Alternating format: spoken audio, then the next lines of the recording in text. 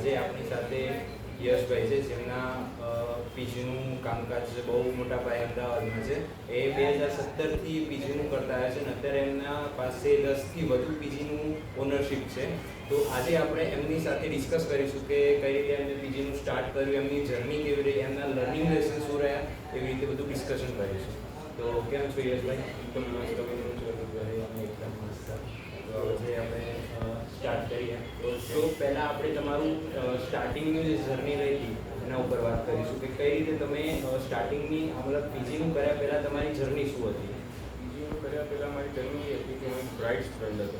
તો મેં સાયન્સ લીધું હતું અને હું એક હોસ્ટેલમાં રહેવા ગયો હતો. મને હોસ્ટેલમાં જ આઈડિયા આવ્યો કે હોસ્ટેલનો બિઝનેસ બહુ સારો. ત્યાંથી મેં સ્ટાર્ટ કર્યું. એની પહેલાં હું સાયન્સ સ્ટુડન્ટ હતો અને હું આઈટી કંપની માટે ટ્રાય કરતો હતો કે પોતાની આઈટી કંપની ફોર્મ કરું, એની પૂરી ટ્રાય કરું. તો પછી હોસ્ટેલમાં રહીને મને આઈડિયા આવ્યો કે હોસ્ટેલનું બિઝનેસ બહુ સારું છે. જેમ બધા જ હોસ્ટેલમાં રહેતા લોકોને એકની વાર આઈડિયા આવી ગયો. તો મને બી એવો આઈડિયા આવ્યો. મેં મારી મમ્મીને કન્વે કર્યું કે આવી રીતના એક આઈડિયા આવી છે, આપણે આ કરી શકીએ. એવી રીતના હોસ્ટેલ સ્ટાર્ટ કર્યું. તો તમને હોસ્ટેલમાં રહીને જ પીજીનું હોસ્ટેલનું કરવાનું આઈડિયા આવ્યો. તો તમે શરૂઆતમાં મતલબ આ ઇન્ડસ્ટ્રીમાં તમને કેવી રીતે આઈડિયા આવ્યો કે તો તમે કઈ રીતે એ કર્યું, મતલબ એક્ઝિક્યુટ કઈ રીતે કર્યું સ્ટાર્ટિંગમાં? એક્ઝિક્યુટ એવી રીતના કર્યું કે હું 2 મહિના પોતે હોસ્ટેલમાં રહ્યો. તો મેં ત્યાંનું પેટર્ન જોયું, કેવી રીતના જમવાનું ટાઈમિંગ છે, કેવી રીતના લંચ ટાઈમિંગ છે, કેવી રીતના સ્ટાફ મેનેજમેન્ટ કરે છે. પછી મેં મારી મમ્મીને કીધું તો આપણે સ્ટાર્ટ કરી. મારી મમ્મી કચ્છથી અમે કચ્છમાં જતી, કચ્છથી આવ્યા. અમે એક પ્રોપર્ટી લીધી, નાનકડી પણ પ્રોપર્ટી લીધી, અમે ફ્લાઇટ લીધી. એનામાં અમે સ્ટાર્ટ કર્યું. 2 છોકરાઓને રાખ્યા, અમે પોતે ખાવાનું બનાવતા. તો એના 2 છોકરાઓથી અમે સ્ટાર્ટ કર્યું હતું. ધીમે ધીમે જેમ અમે આગળ જતા ગયા એવી રીતના અમને સમજ પડતી ગયા બિઝનેસની, કેવી રીતના સ્ટાર્ટ છે, કેવી રીતના ચાલે છે, એવી રીતના આગળ જતા. તો સ્ટાર્ટિંગનું ડ્રીમ શું હતું તમારું પીજીનું? સ્ટાર્ટિંગનું ડ્રીમ તો એઝ સચ કાંઈ નહોતું. ફર્સ્ટ એવું હતું કે પોતાની 4 બિલ્ડિંગ હોય મારા પાસે તો મારી લાઈફ સાઈડ થઈ જાય. એવી રીતના મારું ડ્રીમ હતું કે 35ની એજ સુધી મને 4 બિલ્ડિંગ પોતાની કરી લેવી છે અને બસ પછી બિલ્ડિંગ જોવાની મને શાંતિ. મારું ડ્રીમ છે. હજી પણ એના પાછળ જ ભાગું છું. અત્યારે મારી પાસે 10 પ્રોપર્ટીઝ છે મોટી મોટી. તો મને એક પ્રોપર 7 સ્ટોરી બિલ્ડિંગ કરવી છે 4 મારા. તો સ્ટાર્ટિંગમાં સૌથી મોટું ચેલેન્જ કયું આવ્યું પીજી સ્ટાર્ટ કરવામાં? સ્ટાર્ટિંગમાં જે સૌથી મોટું ચેલેન્જ આવ્યું હતું કે જ્યારે મેં પ્રોપર્ટી લીધી, મેં ફર્સ્ટ બી બિલ્ડિંગ લીધી. મારી ફર્સ્ટ બિલ્ડિંગ હતી જે મેં લીઝ કરી એ 110 સ્ટુડન્ટની કેપેસિટીવાળી હતી. તો ત્યાં મને જે ચેલેન્જ આવ્યો હતો કે હું બધી જ વસ્તુ ઓર્ગેનાઇઝ કેવી રીતના કરું છું, બધા સ્ટુડન્ટને કેવી રીતના રાખવું, બધા વર્કર્સને કયા જગ્યા ઉપર કોને શું કામ આપવાનું ને કોને કેવી રીતના સેટ કરવાનું કે આખું સિસ્ટમ ફ્લોમાં ચાલે. એ મારા માટે સૌથી ફર્સ્ટ ટાસ્ક હતું. એવી રીતના જ્યારે મેં બધા વર્કર્સને એવી જગ્યાએ રાખ્યું, મેં બધા સ્ટુડન્ટ્સમાં બી એવું હતું કે કોઈને રાતના ભણવા જોઈએ, કોઈને બપોરના ભણવા જોઈએ, બધાનું મેન્ટાલિટી, બધાની સ્ટડીઝની કેપેબિલિટી સમજીને બધાને પ્રોપર રૂમ્સમાં ગોઠવવાના. એ મારું ફર્સ્ટ ટાસ્ક હતું. બહુ જ ચેલેન્જિંગ ટાસ્ક હતું. તો તમને સ્ટાર્ટિંગમાં એવું કંઈ ડર કે ફિયર જેવું ખરું કે હવે આગળ શું થશે, કઈ રીતનું થશે, નહીં થાય તો શું થશે, કારણ કે તમારા આટલા બધા પૈસા લાગેલા ને એવું? ફ્યુચરમાં તો મેં એવું વિચાર્યું હતું કે કામ કરતા રહેવું છે. અગર મેં એક પણ વાર વિચાર્યું કે આ નહીં થાય મારાથી તો પછી નહીં જ થાય મારાથી. પણ ક્યારે એવું વિચારવાનું મને ટાઈમ જ નહોતો. બસ કે એટલો હેક્ટિક બિઝનેસ છે. એક પછી વસ્તુ અમે કરતા ગયા અને ટચવુડ બધું સારું જ થયું ગયું. એટલે ત્યારે એવું બેકલેશ કે ડ્રોબેક કે ફેલિયરવાળી ત્યારે વસ્તુ આવી ગઈ. એ સારું છે, ના આવે એટલું સારું છે. તો આ ના આવે, આટલું મોટું બિઝનેસ સાચવવું, કોઈક વાર એવું થાય કે નથી કરવું, આ તે બધું મતલબ ઘણા બધા આવતા હોય છે. તો એમાં તમને સૌથી વધારે સપોર્ટ કોને કરે, તમને સૌથી વધારે ઇન્સ્પાયર કોને કરે આ બધું કરવા માટે, આગળ વધવા માટે?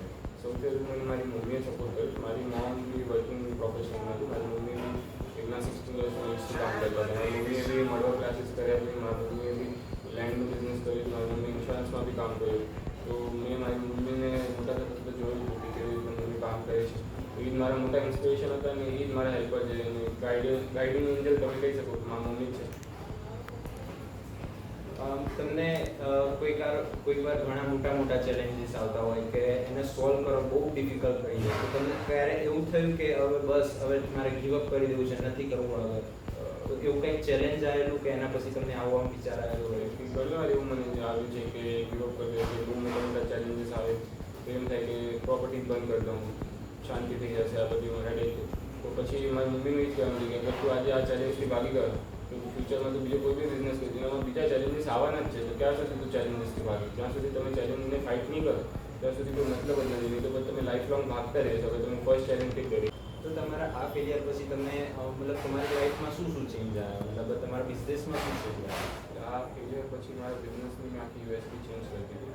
આ ફેલિયર મને એટલે આવ્યું કે હું સીએના સ્ટુડન્ટ રાખતો હતો. મારી હોસ્ટેલમાં 100 સીએ સ્ટુડન્ટ હતા અને જે દિવસે રિઝલ્ટ આવ્યો દિવસે 100માંથી 3 જ પાસ થતા હતા. તો 97 સ્ટુડન્ટ્સ એક સાથે જતા રહેતા હતા. એ મને બહુ લોસ થતો. તો મેં બિઝનેસની મારી યુએસપી ચેન્જ કરી, મેં સ્ટુડન્ટ્સ ઓછા કરી અને કોર્પોરેટ એમ્પ્લોયઝ બધું રાખવાનું ચાલુ કર્યું કે જે કરતાં એ પ્રોપર્ટી પર મારી બિઝનેસમાં સ્ટેબિલિટી આવે. એવી રીતે મેં મારું આખું બિઝનેસમાં જ લર્નિંગ લઈ અને મારું બિઝનેસની યુએસપી ચેન્જ કરી દીધી. તો તમે જ્યારે સ્ટાર્ટ કરેલું ત્યારે તમારા જોડે ઓબ્વિયસલી છે કેપિટલ બહુ ઓછું હશે, તો તમે એ વખતે મનીને કઈ રીતે મેનેજ કર્યું? એ ટાઈમે એવું હતું કે ફોર એક્ઝામ્પલ કે 4 લોકો છે અને 4 લોકો મારા સાથે મારા બિઝનેસમાં જોડાના છે અને 4 લોકોને પેમેન્ટ કરવું છે. તો અગર એક જણાને મને ખબર છે કે મને બહુ જ પેમેન્ટ કરવું પડશે તો એને બહુ પેમેન્ટ કરી દીધું. બાકી 3 જણા જે હતા એને હું મારા વર્ડ પર રાખતો હતો કે હું તમને પેમેન્ટ કરી દઈશ. અત્યારે તમે 10% પેમેન્ટ લો, આટલા ડેટ્સમાં હું તમને આટલું પેમેન્ટ કરી દઈશ. એ ડેટ સુધી યા તો તમારી પાસે બે જ ઓપ્શન, યા તો તમે સેલ્સ પાછળ જાઓ યા તો તમે લોન પાછળ જાઓ. તો એ ટાઈમ સુધી હું સેલ્સ પાછળ જ જતો કે જેટલા વધુ છોકરા આવે એનું વધુ પેમેન્ટ આવે તો હું લોન ક્લિયર કરી શકું. એવી રીતના કરતાં મેં ઓછા મહિનામાં પોતાના વર્ડથી બેલેન્સ બનાવ્યું. અને સ્ટાર્ટિંગમાં લોન જેટલું ના લઈએ, બીજાના પૈસા ના લઈએ, એ જ વધારે સારું હોય છે. તો આપણે નેક્સ્ટ ક્વેશ્ચન એવું છે કે તમારું એવું કયું ફર્સ્ટ વિન હતું કે એનાથી તમને લાગ્યું કે હું આ હોસ્ટેલના કે પીજીના બિઝનેસમાં તો કરી જ લઈશ, ઇન્ડસ્ટ્રી લીડર બની મારી જઈશ? ફર્સ્ટ બિલ્ડિંગ્સ હતી જે સીએના સ્ટુડન્ટની હતી. એ જ્યારે ફર્સ્ટ ટાઈમ ફૂલ પેક થઈ હતી ત્યારે મને એવું લાગ્યું હતું કે યસ આ હું બિઝનેસ કરી લઈશ ને આ બિઝનેસ મારા માટે જ છે. એ બિલ્ડિંગમાંથી મને બેકલેશ બી આવે અને એ બિલ્ડિંગમાં પણ મેં કમબેક કર્યું. એ બિલ્ડિંગ જ મારા માટે એકદમ લર્નિંગ પોઈન્ટ હતી કે ત્યાંથી જ મને બધું જ શીખવા મળ્યું છે ને ત્યાંથી જ મને વિન બી થયું છે અને ફેલિયર બી બધું જ ત્યાં થયું છે મારું. તો તમે મતલબ પહેલેથી આમ કંઈ પ્લાન કરેલું, કંઈ સ્ટ્રેટેજી બનાવેલી જેનાથી તમે તમારો બિઝનેસ વધારે એક્સપેન્ડ કરી શકો? ના, એકચ્યુઅલી કેવું હતું કે જ્યારે આ બિઝનેસ મેં સ્ટાર્ટ કર્યું ત્યારે એકદમ નવો હતો. સિટીમાં બી હું નવો હતો. તો હું જેમ જેમ કરતો જતો હતો એમ હું શીખતો જતો હતો. પણ હવે એક સર્ટેન પોઈન્ટ પર આવવા પછી હું આગળનું પ્લાન કરી શકતો હતો. બિકોઝ કે મને એક આઈડિયા આવી ગયો હતો કે કેવી રીતના શું ચાલે છે. હવે મને આગળનું હું થોડું પ્લાન કરીને ચાલી શકતો હતો. પણ સ્ટાર્ટિંગના ડેઝમાં તો હું જતો જતો હતો આગળ અને હું શીખતો જતો હતો. હવે જઈને હું એક સ્ટેબલ પોઝિશન પર આવી ગયો છું કે હવે અગર હું ફ્યુચરનું પ્લાન પહેલેથી કરી હું સેટઅપ કરી આપું એવી રીતના ચાલુ છે. પણ સ્ટાર્ટિંગના ડેઝમાં તો મને જઈને શીખવું પડતું.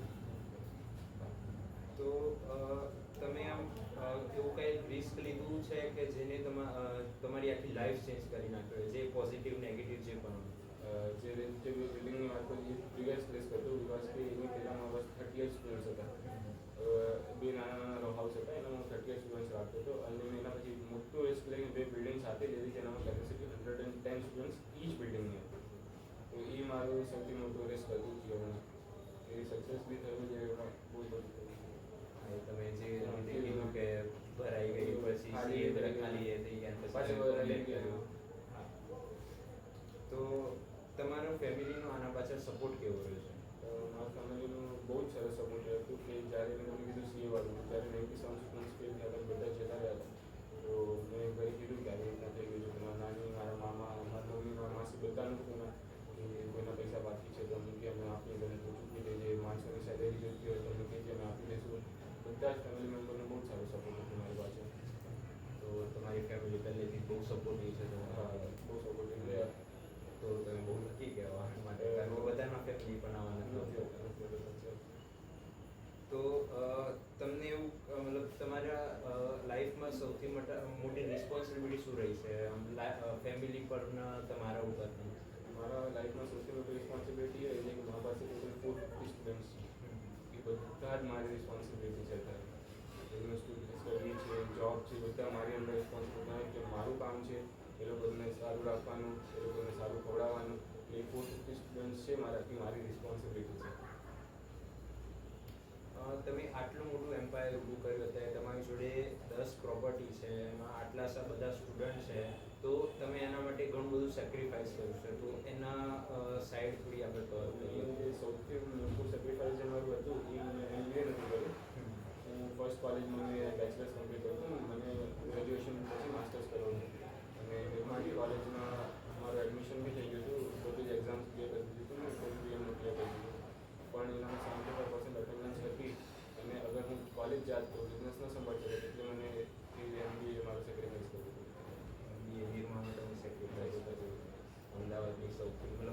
સૌથી ટોપ કોલેજમાં. તમારે તમારી લાઈફમાં કોઈ એક માણસને થેન્ક કરવું હોય તો કોણ હશે? એમાં મમ્મી જ હશે. મેં જેમ તમને કીધું કે બહુ જ બિઝનેસ કર્યું છે એમને પહેલેથી, તો એમના પાસે જ મને બિઝનેસ ગાઈડન્સ એવું મળ્યું કે અગર મને એવું લાગે કે આ વસ્તુ સાચી છે પણ મમ્મી કે નહીં ખોટી છે, તો હું ડબલ થિંક કરું બિકોઝ કે મમ્મી કીધું છે મતલબ મમ્મીને બહુ બધા એક્સપિરિયન્સ છે એટલે મમ્મી સોચી સમજીને જ કીધું હતું, એટલે હું મારા મમ્મીને જ ઇન્સ્પિરેશન માનું છું. તો અત્યારે તમારા માટે સક્સેસનો મતલબ શું છે? ત્યારે મારા માટે સક્સેસનું મતલબ એવું છે કે તમે બહુ યંગ એજ પર છો અને હું કન્ટિન્યુઅસ ગ્રો કરવાની ટ્રાય કરું. મારા માટે સક્સેસ એવું છે કે જે માણસો બહુ જ મારાથી એક્સપિરિયન્સ છે, લાઈક 40s પોતાના 50s જે 2 ડેકેડથી 3 ડેકેડથી બિઝનેસ કરી, જ્યારે એ લોકો મારા મમ્મીને આવીને કહે કે આ તમારા છોકરાનું બિઝનેસ સારું છે, એનું વ્યવહાર સારું છે, એમને બહુ આવડત છે, તો એ મારા માટે અત્યારે સક્સેસ છે.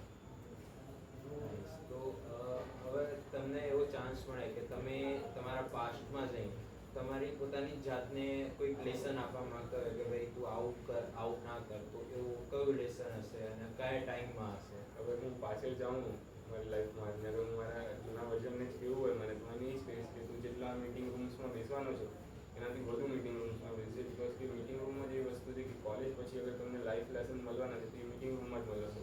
તમે જેટલા વધુ મીટિંગ રૂમમાં બેસીશ એટલું વધુ તને એક્સપિરિયન્સ વધુ મળશે. તમારા જૂના સેલ્ફને જ કહેશું વધુ મીટિંગ રૂમમાં બેસો. તો તમારી જે આટલી મોટી જર્ની રહી છે, આટલા મોટું તમે એમ્પાયર ઊભું કર્યું, તો એ આખી જર્નીમાંથી તમારા માટે લર્નિંગ લેસન શું છે આખી એન્ટરપ્રિન્યોરલ જર્નીમાં? મારું મેઇન લર્નિંગ લેસન્સ તો એ છે કે હું ક્યારેય બી કોઈ બી જગ્યાએ ગયો છું તો હું પોતાને એક ટીચર સમજીને નથી ગયો, હું પોતાની સ્ટુડન્ટ સમજીને જ ગયો છું કે હું ક્યાંય બી જાઉં છું તો મારાથી એલ્ડરલી લોકો છે જે વર્ષોથી બિઝનેસ કરે, તો હંમેશા ત્યાં એવી રીતના જ ઉભો રહું કે હું શીખું છું. તો જ્યારે મેં એ ટેકનિક હું જાઉં છું તો એ મારા માટે મારા બિઝનેસમાં બહુ હેલ્પફુલ છે. તો ફર્સ્ટ લર્નિંગ તો મારી એ જ હતી કે હું સ્ટુડન્ટ બનીને શકું.